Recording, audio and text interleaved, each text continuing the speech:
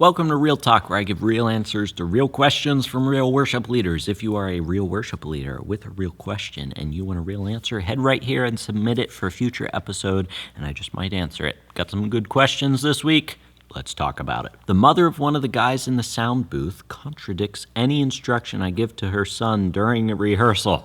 Oh, stop right there. I'm already furious, but I'll continue. I've told her that if she wants to discuss anything, then I will talk to her in the presence of the pastor or a deacon, but not in front of everyone. Last week, I asked her son to go back 3 slides and remove the tagline. He asked me which slide to clarify, and I was having him go back 1 slide at a time, and she stood up and yelled, "There's too many changes, and everyone hates the changes you're making." To which I responded, "Oh, I'm sorry, but the feedback I'm getting has been all positive. If there's something negative, I need to know about it so I can address it." She proceeded to tell me in front of everyone that her son is ready to walk out because of the changes. I personally wouldn't be sad if this was true because I have about 4 others waiting in line for a spot to open up. Of course, I didn't say that, but this mother has been a problem for years when her older son worked the sound booth. I am the first one to address it, and I would like to know how to ask the deacons and the pastor to nicely tell this young man that he is being replaced. It rattled the entire praise team, and I tried to get them refocused, and we made it through the service. I'm now very hesitant to make any corrections or adjustments, but that is what rehearsal is for. My husband is one of the deacons, and we have spent countless hours streamlining and upgrading the sound booth and bringing it into the 21st century from the early 90s. I'm very gun-shy now, and I'm unsure of how to proceed. Ooh. You guys remember that one, I don't know what commercial it was. I feel like it was for insurance or something, but like this buffalo popped up. These guys were driving down the street, and this buffalo popped up, and then this guy was like, "Ooh, that thing got my blood a-boiling." But what about this bison? That thing got my blood a-boiling. That's what this thing got my blood a-boiling. I'm only going to put this in if I can actually find that clip, but that always made me laugh when I heard that. I don't know why a buffalo made his blood boil, but this thing got my blood a-boiling. Listen, I think your premise of how you want to go about this is right. I assume when you say deacons, sometimes in churches, like there's deacons and there's elders.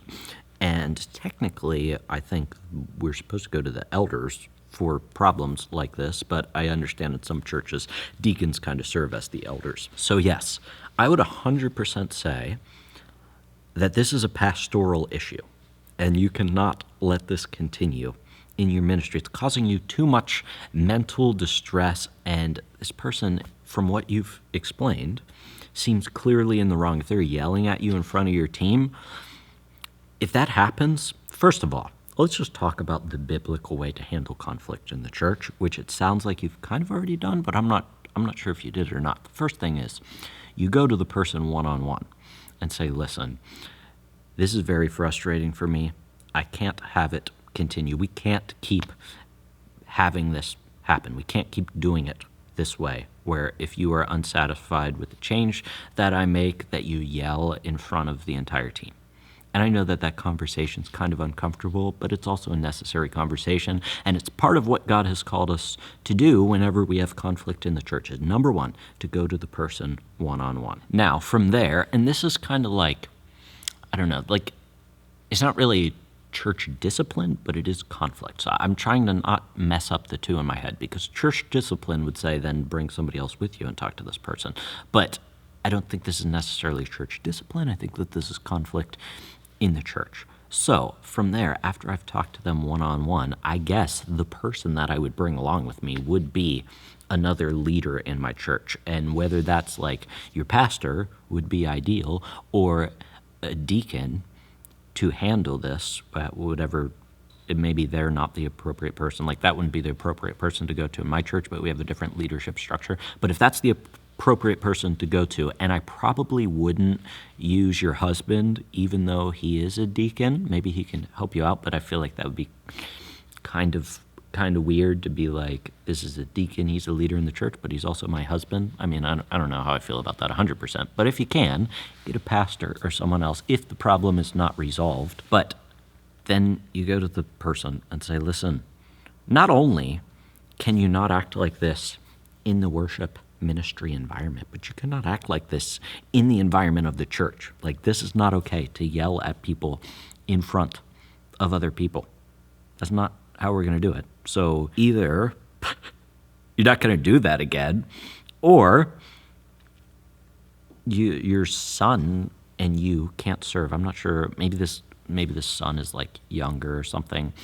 And yeah, like I want to be careful not to punish the son for the mother's actions. I think that there's a danger in that in this, because maybe the son like isn't actually a problem. I didn't really hear that he was a problem in what you described. I know his mom was like, he's about to quit because of the changes that you make, but sometimes moms say things that their kids didn't say. So I don't even necessarily think that the answer is, hey, kick the son out of your sound team, unless you have identified that they're hard to work with, and like then that becomes a valid thing. Like if somebody is a problem person on your team, we have the responsibility to, as much as we can, try to keep them on the team, but do it in a way that's going to serve our team well. And if we can't reach that point, then that person can't serve on the team anymore. And I know that that's hard for people in the church to hear, because we need to be loving and forgiving and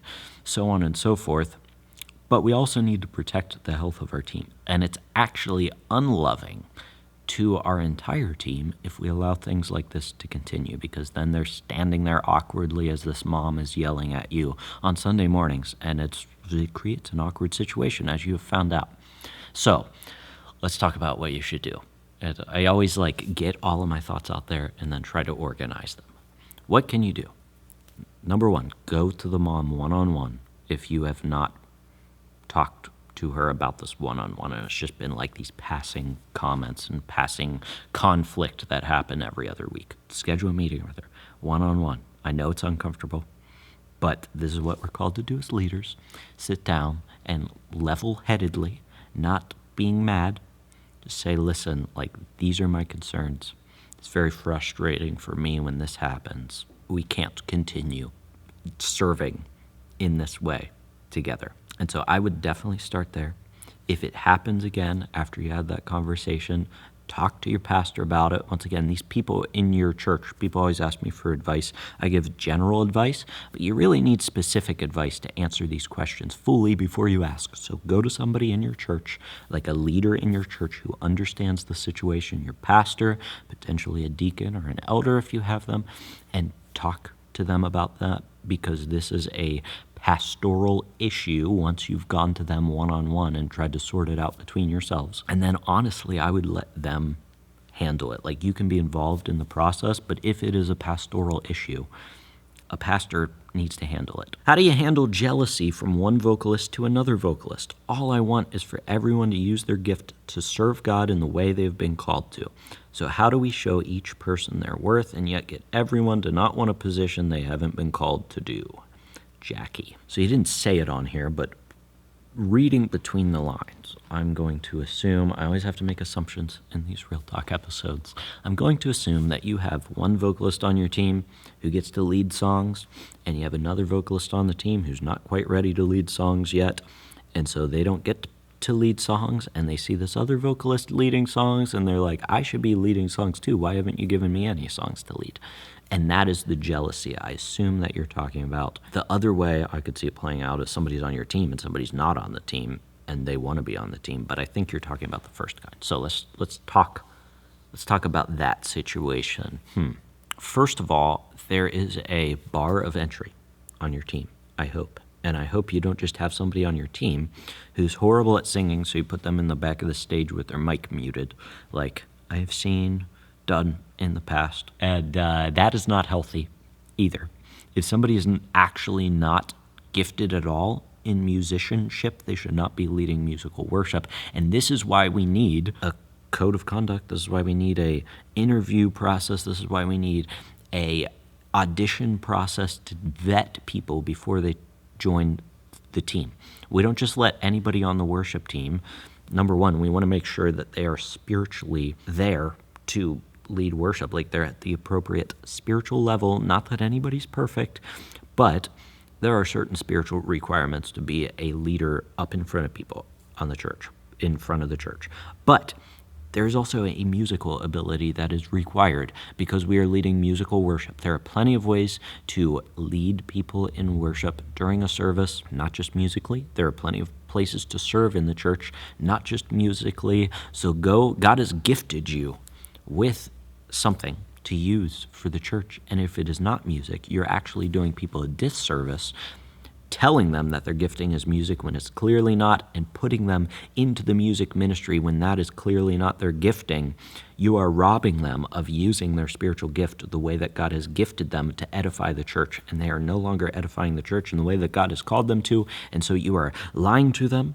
You are actually diminishing the edification power of the Spirit in them because you have lied to them, and you're putting them in a wrong position. And I know people aren't intentionally lying to people and do that, but that's essentially what we're doing whenever we don't want to hurt people's feelings. So if this person cannot sing, who's jealous, and that's why you're not letting them lead songs, then you've got a deeper problem, is what I'm trying to say, is that they shouldn't be on your team in the first place. And so really the question that you need to answer is, should this person be on my team in the first place? Now, let's say that they are a good singer, they're adequate. Maybe they aren't quite ready to lead a song themselves, but they're good enough to sing background vocals or something. I would say, really, I don't see a situation where I have a vocalist on my team who I'm not at least working towards leading a song by themselves. They might not be there, they might not be ready yet.